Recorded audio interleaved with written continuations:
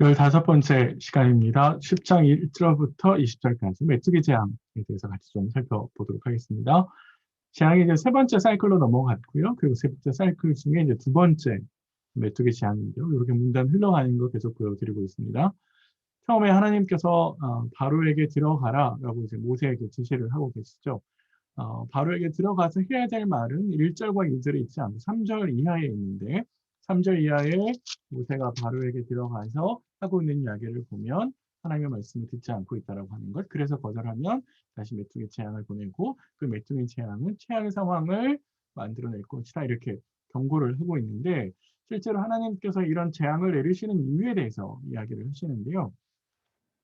그 이유는 완악하게 하신 것과 연결시켜서 이야기하십니다. 우리가 이제 출애굽기에서 재앙 가운데 크게 4번 하나님께서 바로를 완악하게 하시는데 악성 종기 후에 그리고 우리가 지금 살피고 있는 메뚜기 재앙 이후에 흑암 재앙 그리고 장자의 죽음 전에 하나님께서 바로를 완악하게 하시는데 더 중요한 것은 완악하게 하시는 이유를 설명하시는 대목입니다. 크게 이제 하나님은 두 가지를 이야기하시는 하나는 표징을 보여준다 이렇게 이야기하는 거죠. 표징이라고 하는 것은 하나님이 누군지를 알려주는 것이죠. 여호와가 누구냐라고 하는 것을 알려주는 것인데 하나님은 계속해서 재앙을 통해서 하나님께서 창조 세계를 통제하고 계시는 분이다라고 하는 것을 이야기해주고 창조 세계의 통제는 곧 하나님께서 창조주다라고 하는 것을 우리에게 이야기해 주는 것이고요. 더 나아가서 하나님께서 온 땅의 주인이다라고 하는 것을 이야기해 줍니다. 이거는 상대적으로 애굽의 백성들이 섬기고 있는 신들이 모두 가짜다라고 하는 것을 이야기해 주는 것이죠. 그렇게 첫 번째 연결시킬 수 있고요. 두 번째는 사실 애굽 온 땅에 임하는 표징을 애굽 백성들만 보는 것이 아니라 고센 땅에 있는 이스라엘 백성들도 보게 되잖아요. 근데 하나님께서 그들에게 고센 땅을 계속해서 구별시켜 놓음으로써 하나님의 구속자이시고 하나님의 능력이 있으시고 하나님의 창조주다라고 하는 것을 그들에게 각인시키는 것이죠. 그래서 결국 그렇게 되면 현 세대에게 지금의 세대에게 다음 세대들에게 해야 될 이야기가 생기지 않겠습니까? 하나님께서 우리를 애굽 땅에서 끄집어내셨다. 구속하셨다. 그래서 우리를 거룩한 백성으로 만드셨다. 그 이야기를 대대손손 전달해 가기를 이제 현 세대에게 하나님께서 요구하고 계시는 것이죠. 사실 이제 부모 세대는 그 다음 세대에게 이런 의무가 있는 것이죠. 나중에 가나안 땅에 들어가서도 하나님께서 말씀을 가르쳐야 된다라고 이야기하셨는데 그래서 절기를 지키는 것인데 우리의 자녀들에게 다음 세대에게 내가 경험하고 있는 하나님 내 삶 속에서 나를 구속하시고 나를 만들어 가시는 그 하나님을 우리도 전파해야 되겠죠. 실제로 아이들에게 우리 이런 신앙 교육을 어떻게 하고 있는지 한번 깊이 있게 고민해 보시고 우리 아이들도 내가 만난 하나님을 만나고 있는지 하나님은 누구인지 전혀 모르는 그래서 정말로 전도가 필요한 그런 상태는 아닌지 각자 좀 점검해 보시면 좋을 것 같다 생각이 듭니다. 그래서 하나님께서 바로에게 전달시킨 내용은 고발과 명령입니다. 첫 번째 대목이요. 어느 때까지 얼마 동안이라고 이제 직역하면 되는데요.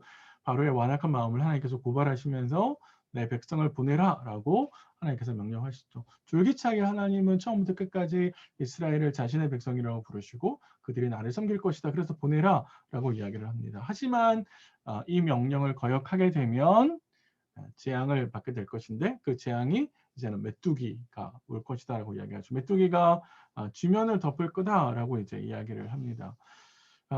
그래서 우박 통해서 바로 앞에서 있는 7번째 재앙이었던 우박의 재앙을 통해서 애굽 전역이 초토화됐었는데 그야말로 메뚜기가 지나가면서 우박을 피하여 남은 농작물을 모두 다 먹어치우는 그래서 사실 최악의 상황을 맞이하게 되는 것이죠. 바로가 계속해서 하나님 앞에서 거절한다면 하나님을 버틴다면 순종하지 않는다면 이런 최악의 상황을 맞이하게 될 것을 보여주고 계신 것이죠. 우리가 생각해야 될 것은 이런 최악의 상황을 왜 불러오느냐라고 하면 바로 불순종이잖아요. 그 완고함이 하나님의 말씀을 순종하지 않을 때 벌어지는 결과는 동일하게 우리 마음속에서도 우리 삶에서도 사람을 피폐하게 만들 수 있는 것이죠. 애굽 전역이 피폐하고 초토화되고 먹을 것이 없네. 그래서 그 불순종의 영향이 온 백성에게 영향을 미쳤듯이 하나님 앞에서 나의 불순종이 악한 영향력으로 다른 사람들에게, 가족들에게, 뭐 지체들에게 갈 수도 있을 거다라고 이제 좀 생각을 해볼 수 있겠습니다. 자, 상황이 이렇게 되자 주변에 듣고 있는 신하들이 바로에게 설득을 하기 시작하는데 내보냅시다라고 이야기를 합니다. 근데 요 구절에 좀 말을 저희가 좀 설명을 해볼 필요가 있는데요. 어느 때까지 이 사람이 우리의 함정이 되겠습니까? 라고 하는 말을 해서 이 사람이라고 하는 말은 이제 대명사로 되어 있습니다. 그래서 이것은 이 상황이라고 해도 되고요. 또 이 사람이라고 하는데 이건 좀 하찮게 이 하찮은 사람이라고 해서 경멸의 표시로 말을 하는 것일 수도 있고요. 그래서 그 사람들을 보내십시다라고 이야기를 하는데 그 사람들이라고 하는 것은 그 남자들이라고 번역을 할 수 있습니다. 남자라고 되어 있거든요. 그래서 그 남자들을 보냅시다라고 이야기를 하죠. 나중에 이제 이후에 바로가 모세를 불러서 너희 장정만 가라라고 하는 거하고 요구하고 이제 이렇게 연결시킬 수 있겠다 싶습니다. 그래서 신하들의 이야기를 듣고 난 다음에 바로가 모세와 아론을 불러서 섬기러 갈 자가 누구냐 이렇게 이야기하죠. 사실 이 말은 우리가 앞에서 살펴본 바에 의하면 말이 잘 안 됩니다. 왜냐하면 처음부터 모세는 하나님의 명령을 전달했을 때 모든 백성이 그리고 모든 가축들이 다 가야 된다라고 이야기를 하는데 바로가 여기서 섬기러 갈 자가 누구냐라고 이야기하는 것은 완악한 마음을 표현하는 것이죠. 그건 뭐냐면 여전히 바로가 이스라엘 백성들을 자신의 소유라고 생각하는 것이고 그래서 그들에게 왕으로서 자신의 통치권을 행사하려고 하는 것이죠. 그래서 계속해서 거절을 하는 모습인 것이죠. 그러니까 처음부터 완악한 마음을 누그러뜨리지 않았고 하나님의 명령에 대해서 똑바로 가지 않겠다라고 이야기를 하는 겁니다. 바로의 전략은 그래서 누군가를 남겨놓으려고 하는 것이죠. 모세는 모든 사람과 모든 가축에 가야 되겠다라고 이야기를 하지만 바로는 그렇게 할 수 없다라고 이야기를 하고 그래서 뭐라고 이야기를 하냐면 10절에 보시면 내가 너희와 너희 어린 아이들을 보내면 여호와가 너희와 함께 감과 같으니라. 그런데 이거는 너에게 나쁜 것이다 이렇게 이야기를 합니다. 그러니까 이게 무슨 말이냐면 직역하면 너에게 나쁜 것이다 한 건 악이 너희 얼굴 앞에 있다라는 말은 너희가 그렇게 가려고 하는 것이 옳지 않다. 그건 악한 것이다. 이렇게 이야기하는 거죠. 그러니까 모세가 하는 것은 모두 다 가겠다라고 이야기하는 것이고 바로가 이야기하는 것은 너희가 다 가버리면 돌아오지 않을 거니까 누군가를 볼모로 잡아두려고 하는 것이죠. 그래서 너희 장정만 가. 그러니까 아내와 아이들을 남겨놓고 가. 그래야 돌아올 수 있으니까 이렇게 이야기를 합니다. 그러면서 더 이상 협상을 하지 않고 모세와 아노를 쫓아내버리죠. 이건 뭐냐면 더 이상 협상하지 않겠다라는 거죠. 하나님의 명령을 지키지 않겠다라고 이야기하는 것이고 계속해서 거절합니다. 바로의 이 미련한 거절이 어떤 결과를 불러오냐면 하나님께서 지시하셔서 바로가 모세가 손을 내밀었을 때 메뚜기 제약이 임하게 되는 것이죠. 거의 이제 우리가 13절 이후의 묘사는 4에서 6절에서 묘사했던 말과 거의 유사한데요. 이 유사한 것은 이것이 굉장히 독특하게 유일한 사건이다라고 하는 것을 보여주는 것이고 그리고 더 나아가서 애국 전역에 얼마나 큰 재앙이 몰아닥쳤는지 얼마나 파괴적인 결과가 벌어졌는지를 강조하기 위한 것이라고 볼 수 있습니다. 한 가지 좀 재밌는 표현이 온 땅을 덮어 땅이 어둡게 되었다라고 이야기를 하고 있는데요. 5절에 했던 말하고 똑같습니다. 메뚜기가 지면을 덮어서 사람의 땅을 볼 수 없을 거다 이렇게 했는데 아까 그 5절에 있는 땅이란 것하고 여기는 땅이라고 말이 쓰여 있는데 이게 이제 조금 우리 번역이요. 정확하게 직역을 하면 땅의 눈을 덮어 이렇게 번역할 수 있습니다. 이건 민수기에 똑같은 표현이 또 나오거든요. 그래서 땅의 눈을 덮었다라는 말이고 땅이 이제 볼 수 없게 됐다 이렇게 표현을 하고 있는데 그만큼 많은 메뚜기들이 지면을 덮었다라고 이야기를 하는 것이죠. 그래서 온 땅을 덮어서 볼 수 없게끔 그래서 온 땅이 어둠으로 가득 찬 사실 이것은 이제 이후에 나오는 흑암 재앙을 내다보게 만들고 그리고 사실 창조 전에 이제 우리 창세기에 보시면 흑암이 깊음 위에 있었다라고 표현하면서 사실은 하나님께서 질서를 만들어내기 전의 상태로 혼돈의 상태로 애굽에 빠져들어가는 것을 보게 되는 것이죠. 잘 생각해 보세요. 바로의 거절을 그 미련함이 그 완고한 고집이 이 모든 결과를 불러오고 있다라고 하는 것이죠. 그래서 사실 하나님 앞에서 순종하지 않으면 자꾸 바로는 하나님 앞에서 자신의 순종의 대상 아니 협상의 대상이라고 생각을 하는 거거든요.